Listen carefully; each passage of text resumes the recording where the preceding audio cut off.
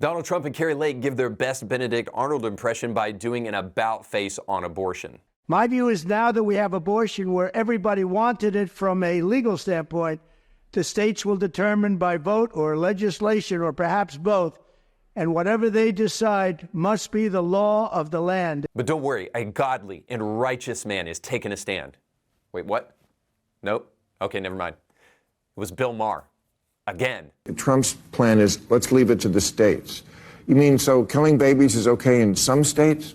I can't believe I'm saying this, but Bill Maher continues to say the quiet part out loud while deceivers and liars want to sugarcoat. A baby in the womb is not a states' right issue any more than Dylan Mulvaney is a girl. If you thought that was disgusting, I want to challenge you to do something. Take a look at the pictures of an aborted baby and then come away telling me that it's just a fetus. It's time we were all honest about this issue as a country once and for all. So check your indignation and euphemisms at the door and take a trip with me today on Indie Thinker.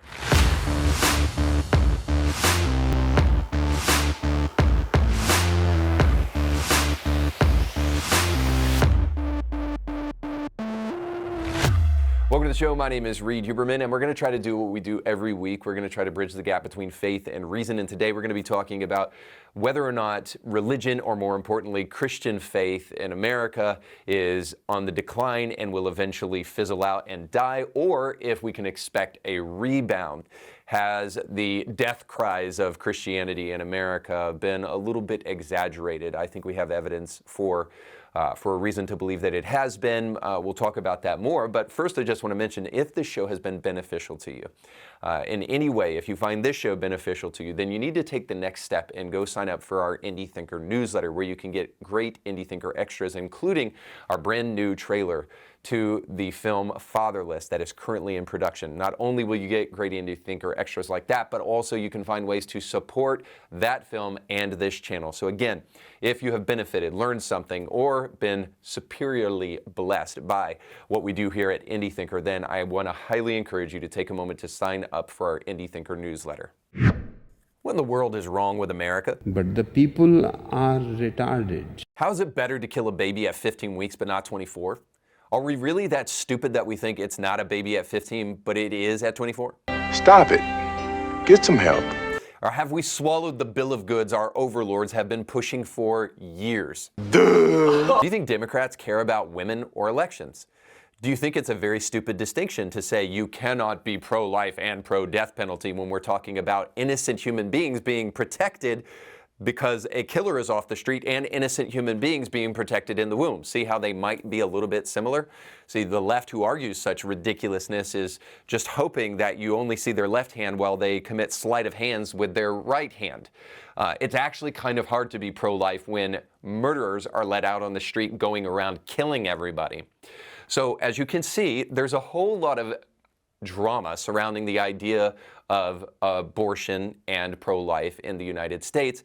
But it's really simple when you get beyond just the superficial arguments that we're making. It's very easy to see that we as a society crave easy answers because thinking is way harder, and going beyond the superficial actually takes some effort. And we are far too much a people of cognitive dissonance and confirmation bias to actually go through that kind of effort. If that weren't so, the person who knows smoking would kill them would put their cigarette down, or the person who knows that they smell like hell when they smoke pot and they are way stupider when they're under the influence would put the joint down. Don't start tripping, Craig. But we don't live in that world. We live in a world where we can't even define what a woman is anymore. Ain't nobody got time for that. To cure that, we need people who are brave enough and persistent enough to fight for things that matter. If you're like me and you realize the cognitive dissonance on the issue of abortion is probably one of the things that has the highest stakes, then you understand that it's important that we solve this. If that baby is a human being with rights and a soul, then there is probably no greater issue to be doggedly persistent on than this one. Now, you can tell me that I'm out of step with the majority of Americans by polling data, or even worse, you can say that you can't legislate morality. I just bring to your attention the fact that that is totally absurd. You would never say to somebody who just got robbed, and asked you to call the cops, no, I won't do that. You can't shove your morality down people's throats. Sorry. Besides, a federal abortion ban should already be in the books. The 14th Amendment guarantees equal protection for these innocent children. It's just time we saw the issue clearly and thought clearly about it. When we do, there's only one option. You'll be surprised today on who is actually agreeing with that. But unfortunately, it's not Trump or Kari Lake, as we'll see. This total ban on abortion that the Arizona Supreme Court just ruled on is out of line with where the people of this state are. The issue is less about banning abortion and more about saving babies. I agree with President Trump. This is such a personal and private issue. I chose life, but I'm not every woman.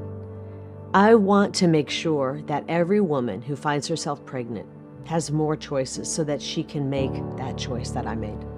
I'll never forget the first time I got pregnant, taking that pregnancy test, looking down, and I was excited, but I'll be honest, I was afraid as well. I was nervous.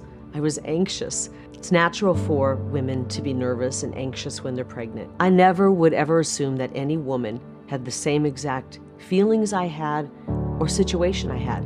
We know that some women are economically in a horrible situation. They might be in an abusive relationship. They might be the victim of rape. I agree with President Trump. We must have exceptions for rape, incest, and the life of a mother. We, as American people, don't agree on everything all of the time. By the way, you should know that Kari Lake has tried to buy back some of this in the stupidest way possible by posting pictures of her holding her brand new baby in her hand. I mean, she doesn't realize that, okay, we understand that you loved your baby when it came out of the womb, but we're talking about those who do not realize yet, or at least don't want to realize, that the baby in the womb deserves to have the chance to come out and be born. And if you're advocating for the death of that child for any reason whatsoever, then you are making a fool of yourself. You can't, in other words, protect babies by expanding abortion rights in Arizona because it's out of line with the states, as she said. That's the first thing I want to come to. This whole thing, well, this is out of step with the voters. Well, damn it, lead. This is what you are supposed to do. You're called to be a leader. You don't just merely follow consensus. We're putting you in office so that you can make changes. The reason Kari Lake, and as we'll see in a moment, Donald Trump, are making this argument is simply because they believe that it is politically expedient. And forgive me, I think sacrificing babies for the sake of your electoral victories is incredibly cynical and evil. So if it is out of line with the people of the state, why can't we just do something simple? Why can't you actually make the case for life in a way that changes consensus, that shapes and molds hearts and minds? I don't know why we have to have this kind of conversation over something that should be so obvious. The next thing is this. She says that we need something that's less about banning abortion and more about saving babies. What the hell are you talking about? I'm not sure if you know this, but the only threat to babies is abortion. Nobody's going around killing babies and throwing them off of bridges or something, and we need to make restrictions for bridges.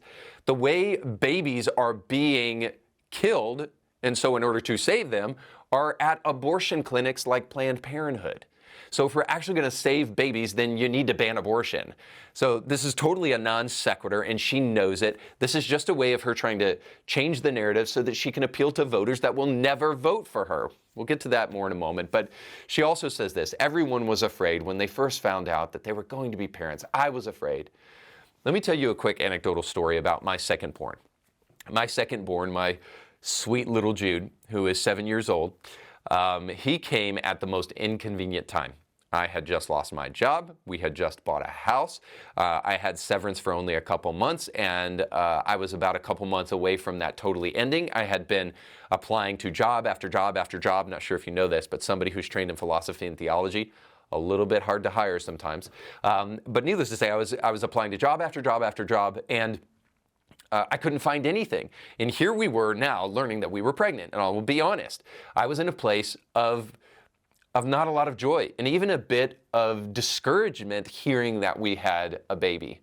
But I quickly got up from my pity party, celebrated with my wife that we were expecting the life of a brand new baby boy, and our lives are infinitely better because of that sweet little man in our lives. I tell you that to tell you that there is probably not a single parent on the planet that has ever been quote unquote ready, as though that were even a thing, for a child, or been totally 100% prepared for having a kid. You never really are, and you're certainly never really financially prepared to have a kid, almost ever. So there is no such thing as ready. Tons of people are scared, but it doesn't mean you get to kill your baby. So forgive me. Let's get rid of all the euphemisms. Let's get rid of the stupid talk about economics, and let's get to the heart of the issue. You say you want exceptions for rape, incest, and life of the mother. First, let's be clear. There is no such thing as an exception for an abortion for the sake of life of the mother. There is no need to ever abort a baby in order to save a mother. If a child has died inside of the womb of a mother, then you are not aborting that baby. That child is already dead. And you can get a D&C or whatever you need to get that baby out of a woman's body. Nobody is saying that you can't do that. There's not a single conservative, radical pro-lifer like myself who is saying that you cannot have a D&C if you have a child in your belly, if that child is already passed. And again, I'll just encourage you, go to a gynecologist sometime and ask them, is it ever medically necessary to have an abortion to save the life of a mother? The answer to that is no. And then rape and incest. Pretty easy to handle. Incest almost never happens. And rape, when it does happen, well, we charge the criminal, not the baby. Might incest cause the baby to have some deformities, and might that incest have happened as a result of rape? Yes, both of those things are true. But just like in the case of rape, you don't get to kill a child because of somebody else's crime. And if incest might bring about a child that has deformities or anything like that, you don't get to kill a child just because it might have some physical disabilities or even mental disabilities. I'm sorry. These are just really super simple and easy when you want to get down to it. But even Donald Trump is taking this cynical ploy for votes, as you'll see in this next clip. Many people have asked me what my position is on abortion and abortion rights, especially since I was proudly the person responsible for the ending of something that all legal scholars, both sides, wanted and, in fact, demanded be ended. Roe v. Wade. They wanted it ended. It must be remembered that the Democrats are the radical ones on this position because they support abortion up to and even beyond the 9th month. The concept of having an abortion in the later months and even execution after birth, and that's exactly what it is. The baby is born, the baby is executed after birth, is unacceptable, and almost everyone agrees with that. My view is now that we have abortion where everybody wanted it from a legal standpoint, the states will determine by vote or legislation or perhaps both, and whatever they decide must be the law of the land, in this case, the law of the state. Many states will be different. Many will have a different number of weeks, or some will have more conservative than others, and that's what they will be. At the end of the day, this is all about the will of the people. You must follow your heart or, in many cases, your religion or your faith. All right, there you have it. So follow your heart. Because, of course, you know, the best advice that you can ever give anybody is do that. That will never get you into trouble. Look, I get it. I understand that Donald Trump is a hero. He's a hero to me, at least in the sense that he is the one who overturned Roe v. Wade. And anybody that saved that many babies deserves to be celebrated. And you would call a person a hero if they saved one baby. Donald Trump is responsible for saving tens of thousands of babies as a result of the overturning of Roe v. Wade. So he is a hero in that sense. So you can keep all of your stupid orange man rapist and evangelical Christians still celebrating this man. Well, what a pinnacle of virtue. It's like, dude, we don't dig into the past of an individual who saves the life of a single baby, much less the life of a guy who saved 30,000 babies. Let the results speak for themselves and quit being a cynical a-hole. Listen, I don't like Trump in terms of his character any more than the next guy, but it is undeniable that he did do this. But that does not afford him the right to totally change his stance simply for the sake of an electoral ploy that is destined to fail. And that's what this is. You can't see this as anything other than Donald Trump's attempt to try to cater to a group of liberal housewives who understand that Joe Biden sucks. And if, you know, Donald Trump would just loosen up on his abortion policy, then maybe I'd vote for him. This is just stupid, bad strategy all the way around. We'll get to this in just a moment, but I just simply want to say this. The idea that these people are simply not voting for Donald Trump because of abortion is ridiculous. These people, by and large, are not voting for Donald Trump because they have been told by the media for the past 6 years that he's a totalitarian and that he's a racist. Two of the most ridiculous lies on the planet. The dude used to be loved, and still is by many, loved by black people as kind of a gangster because of the way in which he lived his life with such opulence. We could say so much more about that, but just simply, this propagandistic technique really works for people who don't think for themselves, who allow the media to do their thinking for them. So they have jumped on the bandwagon that he's a grab him by the pee guy and he's a racist guy. The abortion thing really isn't the reason. I know that the mainstream media wants you to think it is because they just love dead baby bodies. But that really is not why people are not voting for Trump. They're not voting for him because they're afraid he's a totalitarian on January 6th. That actually line of thinking has been very effective. And again, people who don't think for themselves. So to get to why the strategy is just not going to work, even if it were based upon abortion, let's go to one final person who actually has the temerity, has the boldness and the honesty to stand up and call what abortion is: murder. But it will come from an unlikely source. Check it out. You know, that's why I don't understand the 15-week thing. Or the Trump's plan is, let's leave it to the states. You mean so killing babies is okay in some states? Like, I can respect the absolutist position. I really can. I scold the left on when they say, oh, you know what? They just hate women. People who aren't pro-life, pro-choice, they don't hate women. They just made that up. They think it's murder, and it kind of is. I'm just okay with that. I am. I mean, there's 8 billion people in the world. I'm sorry, we won't miss you. That's my position on what. That's quite harsh, Bill. Yeah, exactly. I'm not is sure that not your position if you're pro-choice? I mean, you got to give it to the guy. He is being perpetually honest again. Bill Maher continues to do this on his show. And this is why everybody just gasped in his audience. And Piers Morgan said, well, you're being kind of harsh, Bill Maher. Well, I hate to break it to you, Piers, but being an abortionist is kind of harsh because it ends the life of an innocent human baby. And this is exactly what Bill Maher just said. In fact, he gives you 2 points of a 3-point syllogism I've given on the show before. First point, it is wrong to take the life of an innocent human. Second point, abortion takes the life of an innocent human. Third point, therefore, abortion is wrong. So Bill Maher gives the first two without going to the third, but he wants to be intellectually honest, so he has to take the ultimate conclusion to, well, let's just get rid of the little boogers because we have enough of them already. But at least he's willing to be honest that abortion is murder. And once we finally realize this, it's the only thing we need to actually solidify a win on this issue. Once we finally realize that that's a baby in the womb, because what else in the world would it be other than a baby, and that you can't terminate its life, once we're willing to consent to that, that's all we need to just say there should be no abortions in America under any circumstance, because there is no good reason for which you should ever abort a baby. Just start with that premise, and we can win that argument if we argue it effectively. It's clear that some of these guys who are willing to say the quiet part out loud know very well what they are doing by standing for abortion. And all of the euphemisms and all of the flowery language is just an attempt to try to run cover. Yet we need Bill Maher to say this, and we have Donald Trump getting this moderate policy because he thinks it's going to win him voters. I think it's totally flawed and totally ridiculous. All it's going to do is alienate his base from him.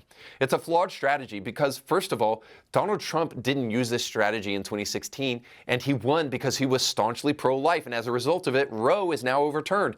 I'm not forgetting what Donald Trump has done. I'm just saying, Trump, if you want to continue to do that, please do so, because innocent human babies are dependent upon you for that. And forgive me if I think maybe you're only changing your tune for the sake of power now, and that when you get in office, you may do what every single Republican has continued to do every single time they've made any promises. Well, we're playing 4D chess here, and trust me, everything will work out once you put me into office. And then we put that guy into office, and he does absolutely nothing and continues to govern just like a Democrat. So no, this isn't great strategy because it isn't what won him in the past. And it's not great strategy because there is no liberal housewife that's sitting on the fence right now thinking, well, I'd vote for Trump if it just weren't for that abortion thing. I'm sorry, this is totally ridiculous. The reason people aren't voting for Trump is because they have been thoroughly convinced by the media that he's some kind of totalitarian or a racist and some such January 6th nonsense. And I wouldn't be too surprised if they start kind of rehashing that or even come up with some kind of George Floyd type martyr to put before the people and say, you don't want Donald Trump, governing during this time. So forgive me, I just think it's a cynical ploy to get electoral votes that isn't going to win in the end. And I'll go back to what I said at the beginning of this third clip, which is the only way to win this issue is to win hearts and minds on this issue by telling them the truth, by arguing for the fact that, hey, that baby in your body isn't your body. It's a separate human being. And you can't kill it just because you don't think you have enough money. I mean, I'm sympathetic to the cause. Trust me, I volunteer at a pregnancy resource center and I've heard all the excuses. There is not a single logical, rational, good excuse for ending the life of a baby. Not one. Besides, adoption does exist at the end of the day. If you really don't think you can take care of a baby, if you really don't want to take care of your rapist baby, then adoption might be a legitimate course of action rather than murder. So we must move forward because we abort almost 1 million babies every year in America. If you return with, well, do you want more babies dead? Then we need to play the long game. We need to take strategies like Trump's. And then I just say, no, I'm sorry. We've been hearing that from politicians for decades now. Not only is there no intention of doing it, but the bodies are piling up. We cannot wait any longer. If you want to play cynical games with the lives of the unborn, have at it. But I have a God whom I will have to face one day, and he doesn't take excuses, so I'm not going to do that. Let's start making less of those excuses, and let's get more results. And no, I don't mean winning elections. If all we do is win elections to save democracy, but we keep on doing the same dumb back and forths we've been doing for so long, I'm sorry, this country is lame, and we're done here. I don't want to live in a country where innocent people's lives are a bargaining chip for power. I'll just say, God has wiped people off the face of the earth for way less. So you better thank him. He's done with flooding. With as much weight as I can possibly tell you, please vote for Trump and continue to vote for people with an R next to their name, but demand more. And the next time DeSantis runs or anyone like him, elect him, or we can only say that this country is too bad for a good man. And if that's true, at some point we may have to ask, is this country even worth saving then? The answer for me is yes, but only if we protect life, liberty, and the pursuit of happiness for all innocent babies. That's all the time we have for today. Thanks so much for watching. If this was helpful to you, don't forget to comment down below. Don't forget to like, share, and subscribe. Most importantly, go with God.